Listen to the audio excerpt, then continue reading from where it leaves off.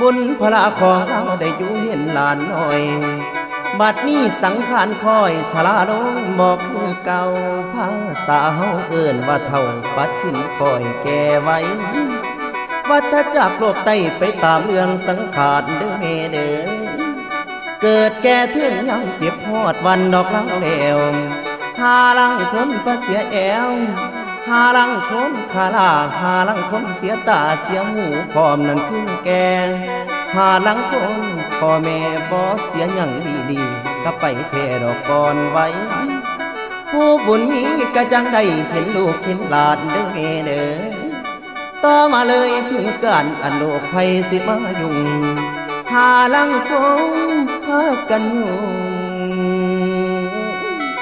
แต่ยามตอนพอนั้นป่วยลูกเต็มบ้านยั่วหลานเต็มบ้านยั่วให้นอนแห่ง